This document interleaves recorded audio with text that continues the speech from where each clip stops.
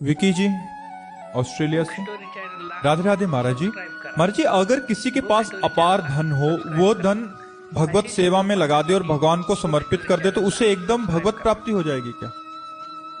नहीं, पहले धन लगाने से भगवत भाव आएगा, भगवत भजन बढ़ेगा।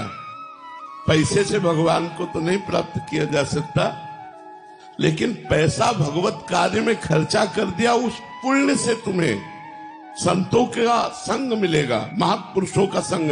पुण्य पुंज बिन मिले न संता। जब आपने अपने जीवन का कमाया हुआ धन संत सेवा में, भगवंत सेवा में, गौ सेवा में, मरीजों की सेवा में, परोपकार में खर्चा किया, तो उस पुण्य के प्रताप से आपको संतों का संग मिलेगा। संतों के संग से भगवान के नाम में प्रीति होगी और नाम भगवत प्राप्ति कराएगा। और भगवान का नाम है दीन बंधु, पतित पावन, अकिंचनों के परम धन। तो इसलिए धन से तो नहीं होगी, पर धन अगर हमने समर्पित कर दिया तो वो धन निमित्त बन जाएगा, कारण बन जाएगा और हमें ऐसी जगह पहुंचा देगा जहां से हमें भगवत प्राप्ति हो जाएगी। रजत लिम्बा जी। श्री हरिवंश। श्री हरिवंश महाराज जी। गुरुदेव, आपकी कृपा से पूज्य स्वामी श्री राम सुखदास जी महाराज जी द्वारा रचित साधक संजीवनी का अध्ययन करने का प्रयास किया। गुरुदेव, वहां अध्ययन करते समय पढ़ने में आया कि शरीर के साथ मैं और मेरापन का संबंध होने से ही राग और द्वेष पैदा होता है। तो गुरुदेव, शरीर के साथ मैं और मेरेपन का विच्छेद कैसे हो जिससे राग और द्वेष उत्पन्न ही ना हो? पहले तो सर्वप्रथम गुरु चरणों का आश्रय ले, फिर उनके द्वारा बताई हुई साधना से चले, तो अहंकार का जो नाश होता है वो गुरु कृपा से होता है। गुरु चरणों की तिनकी संगति रहत जाति कुल मद सब नंसे। जो रसिक महापुरुष हैं उनके संग रहने से अहंकार नष्ट हो जाता है। और दूसरा, मैं और मेरापन। तो मैं तो अहंकार है और जो मेरापन है इसे ममता कहते हैं। ममता जब गुरुदेव हमें इष्ट मंत्र देते हैं और इष्ट मंत्र का जाप होता है तो ममता इष्ट से हो जाती है। अहंकार का संबंध गुरुदेव की सेवा से, गुरुदेव की आज्ञा पालन करने से और मंत्र जप से, नाम जप से ममता प्रभु के चरणों में हो जाती है।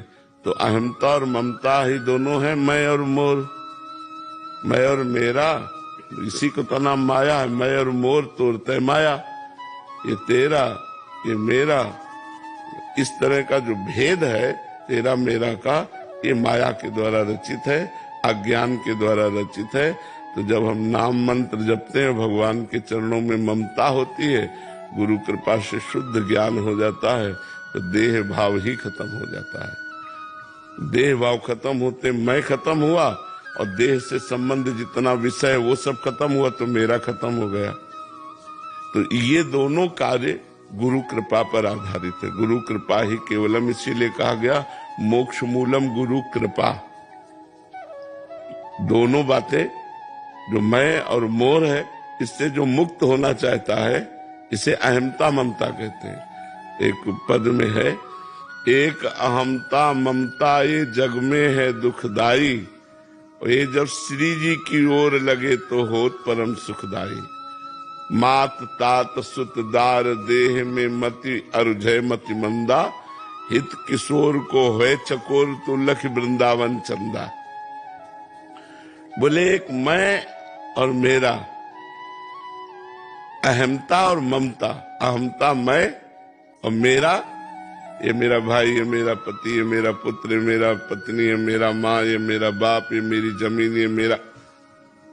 एक अहमता ममता ये जग में है दुखदाई, ये जब श्री जी की ओर लगे तो होत परम सुखदाई। मात तात सुत दार देह में मति अरुझय मति मंदा, हित किशोर को है चकोर तो लख वृंदावन चंदा। तो बोले कैसे हटावें इस मैं और मेरा को, प्रभु के चरणों में कैसे अर्पित करें? तो बोले रसिक मंडली में या तन को नीके ढंग लगाओ, दंपति यश गाओ हर्षाओ हित सो रिझ रिझाओ। उपाय बताया कि रसिक मंडली में भगवत प्रेमी महात्माओं के संग में अपने शरीर को बैठा लो, कानों से उनकी बातें सुनो, मन से उनका मनन करो और खूब श्री जी का यश गाओ और लाडली लाल की सेवा करो। इससे से तुम्हारा अहंकार और तुम्हारा ममता ये सब प्रभु के चरणों में समर्पित हो जाएगी। जो अहमता ममता है, रसिक मंडली में या तन को नीके ढंग लगाओ, दंपति यश गाओ, हर्षाओ हितसो रिज रिजाओ। देवन को दुर्लभ यह देही, तैने सहज पाई, मन भाई निधि पाई, फिर क्यों जान बूझ विसराई। देवताओं को भी दुर्लभ है मनुष्य देह, ऐसा मनुष्य देह प्राप्त करके जानबूझ करके आप गलत मार्ग में क्यों जा रहे हो, सही मार्ग में आओ।